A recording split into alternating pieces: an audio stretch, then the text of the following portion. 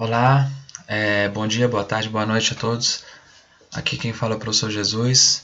Vamos falar hoje sobre o processo de formação geológica brasileira e também vamos acabar falando um pouquinho sobre algumas formas de relevo existentes, enfim, espalhados por vários espaços do mundo. Tudo bem?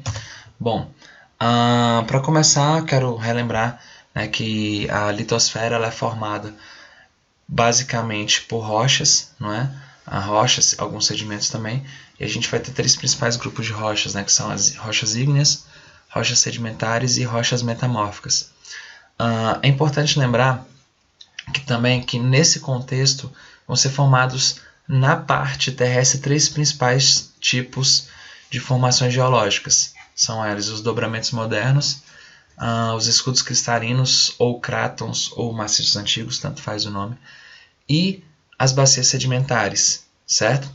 Bom, os dobramentos modernos eles são formados basicamente nas áreas de encontro de placas tectônicas, onde há abalos sísmicos, choques entre placas, em que as placas elas acabam no processo de choque havendo um dobramento, um soerguimento de terra, inclusive um processo que nós chamamos de orogênese, certo? E basicamente nesse contexto há a criação de uma cadeia de montanhas. É importante destacar que no Brasil nós não temos dobramentos modernos, até porque nós estamos localizados no centro da placa sul-americana. Esses fenômenos acontecem basicamente na zona de encontro de placas. Vale lembrar que, apesar disso, já ocorreram no passado distante, alguns milhões de anos atrás, processos tectônicos bastante ativos aqui no território brasileiro. Só que os dobramentos que foram formados nesse contexto não podem mais ser chamados de dobramentos modernos, até porque esse processo não acontece na atualidade. Então nós podemos chamar de dobramentos antigos, tudo bem? É basicamente o que acontece na região serrana brasileira, sobretudo na parte próxima ao litoral, certo? A gente tem a Serra Geral e tal. Então é uma região que já houve um processo tectônico e que houve a formação de serras, de morros, tudo bem? Bom, aqui no Brasil, basicamente, a gente vai ter, então, os escudos cristalinos, que compõem mais ou menos 36% do território brasileiro, e as bacias sedimentares, o restante, né, aproximadamente 64%. Os escudos cristalinos são essas áreas no mapa de vermelho ou de laranjado. Bom, essas áreas têm a sua formação geológica que remete ao período pré-cambriano, ou seja, são rochas bastante antigas. Se elas são rochas formadas há muitos anos atrás, há bilhões de anos atrás, e elas ainda existem, ora, com certeza são rochas que são bastante resistentes. E dentre os tipos de rochas mais resistentes, nós vamos encontrar basicamente rochas ígneas intrusivas e rochas metamórficas. Bacana? Esses são os dois tipos de rochas mais frequentes nos escudos cristalinos. Uma coisa interessante é que os escudos cristalinos vão ter essa forma aqui, ó. Essa forma de chapada, essa imagem inclusive da chapada diamantina, que basicamente eles já foram um processo de dobramentos modernos. Isso aqui é uma demonstração de dobramento moderno, né, montanhas, só que esse processo de soerguimento cessou. Então imagina a montanha que estava por aqui e com o tempo, graças aos agentes erosivos, né, basicamente chuva, vento, agentes biológicos, né, seres vivos e tal, essa rocha ela começou a se desgastar e basicamente essa rocha começou, esse bloco nessa montanha, ela começou a se aplainar. Então a partir desse aplainamento nós temos a formação de uma espécie de chapada, e as chapadas são muito presentes nos escudos cristalinos, tudo bem? Então basicamente isso aqui é uma formação de escudo cristalino. Bom, nessas partes amarelas nós basicamente vamos encontrar as bacias sedimentares, tudo bem? As bacias sedimentares elas são geologicamente mais recentes. Elas tendem a ser regiões mais baixas. Notem, elas tendem a ser. Existem algumas raras exceções, mas em geral são áreas mais baixas, até porque para a formação de uma bacia sedimentar há uma necessidade de depósito de sedimentos. Esses sedimentos que começam a se aglomerar nessas partes mais baixas, elas acabam formando até tem uma tendência também, tá? Notem, uma tendência a formar solos mais profundos. E esses sedimentos, eles começam a se aglomerar, né, por processos físicos e químicos chamados de litificação e formar principalmente rochas sedimentares. Portanto, nas bacias sedimentares há uma tendência de predominância de rochas sedimentares. Tudo bem? Bacana? Bom, vale lembrar que as rochas sedimentares também são as rochas mais frágeis, ok? Aqui, então, para vocês, uns conceitos aqui sobre plataformas e crátons. Plataformas, crátons, escudos cristalinos ou maciços antigos, tanto faz o nome que você escolher. Dobramentos modernos também. Uma coisa interessante que a gente pode destacar em relação a essas duas formas geológicas, que tanto nos escudos cristalinos quanto nos dobramentos modernos, é possível encontrar jazidas de minerais metálicos. Tudo bem? Imagina o seguinte, imagina que no processo de formação da Terra, a Terra tinha vários elementos químicos. Os elementos químicos mais densos foram indo para as partes de baixo, para a parte interior da Terra. E depois a litosfera ela acabou sendo formada por conta da solidificação do próprio magma, tudo bem? Formamos a crosta terrestre ali, a litosfera e tal. E basicamente o manto ali formado com muito elemento químico e muitos metais envolvidos. Conforme há processos de soerguimento de terra, esses metais que estão ali misturados ao manto, eles também sobem e eles se solidificam. Nesse contexto, então, nós temos justamente o processo de formação de jazidas de minerais metálicos. Os dobramentos modernos passam por esse processo atualmente. Já os crátons, ou os escudos cristalinos, já passaram há muito tempo. Portanto, se a gente for pensar em alguma jazida de mineral metálico no Brasil, necessariamente região de escudo cristalino. Nós podemos citar aí, por exemplo, escudo do Xingu, lá no Pará, que vai ser a região com maior mineração de bauxita, por exemplo, no mundo. Maior volume de mineração no Brasil fica justamente nessa região. Ou a gente pode também lembrar do quadrilátero ferrífero, não é? Em Minas Gerais, que inclusive, antes de ser chamado de quadrilátero ferrífero, foi justamente a região onde se desenvolveu o ciclo do ouro, escudo cristalino. Em relação ao dobramento moderno que nós podemos encontrar minerais metálicos, a própria Cordilheira dos Andes. Potosí, na Bolívia, já foi uma das cidades mais populosas do mundo no século XVI, XVII, por conta da grande quantidade de minas de prata encontrada ali.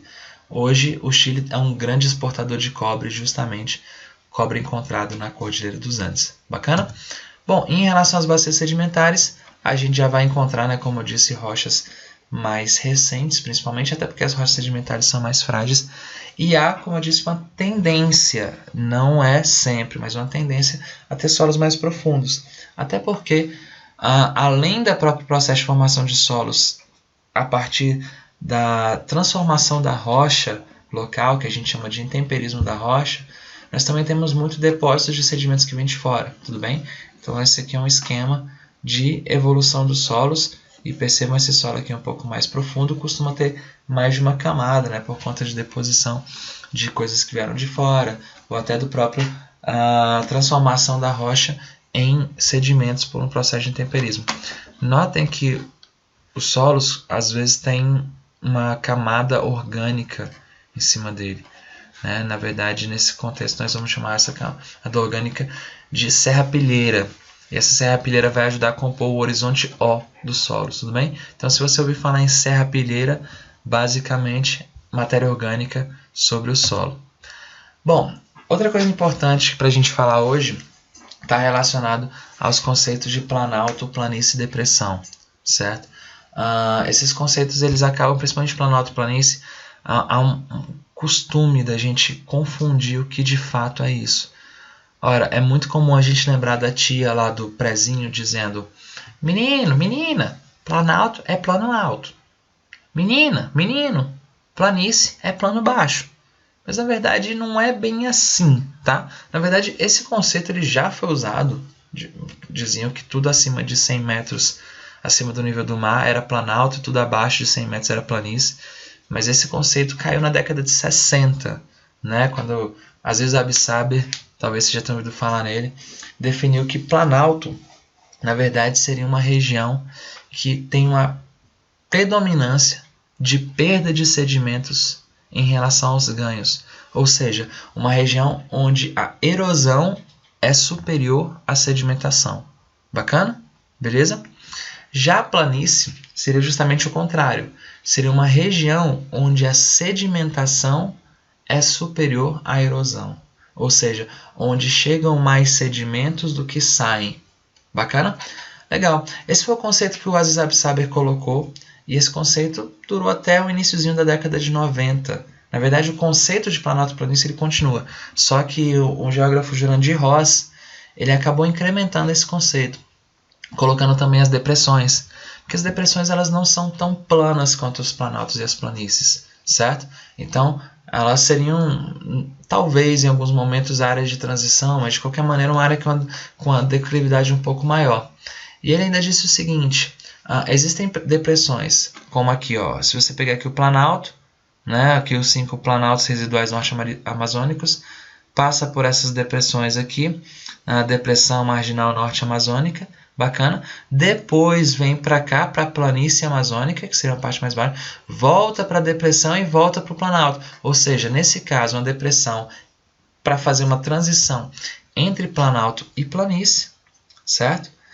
Falou que existe essa possibilidade, e existe também a possibilidade de nós temos um planalto aqui, ó, planaltos e chapados da bacia do Parnaíba, aqui o planalto da Borborema, e no meio do caminho uma depressão chamada de depressão sertaneja. Bacana? Note que a gente não encontra na macroescala, aqui nessa brincadeira, uma planície, certo? Ele falou o seguinte, além disso, as depressões elas podem ser absolutas ou relativas. Se for depressão absoluta, quer dizer que ela está abaixo do nível do mar. As depressões relativas elas estão acima do nível do mar, certo? Mais ou menos essa ideia. Agora, guarde no coração essa observação aqui, lá no fundo onde ninguém consegue tirar, tudo bem? Galera, no Brasil não há depressões absolutas. Todas as depressões no Brasil estão acima do nível do mar. Agora, se você se perguntar onde talvez tenha uma depressão absoluta, ora, a Holanda ela é um país que, né, chamado de Países Baixos, fica boa parte dele abaixo do nível do mar.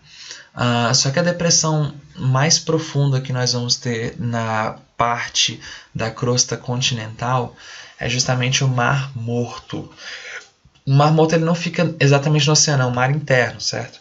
E ele consegue ultrapassar os 400 metros abaixo do nível do mar. O interessante é que na Ásia nós também temos o ponto mais alto do mundo, né? Lá no Himalaia nós temos o Monte Everest, que passa muito dos 8.000 metros de altitude, né? Então é interessante que na Ásia nós temos o ponto mais alto e o ponto mais baixo da superfície terrestre, né? Das partes onde compõe a plataforma continental, na verdade, desculpe, na parte que compõe a crosta continental. Lembrando que a crosta oceânica consegue chegar numa profundidade bem maior do que isso.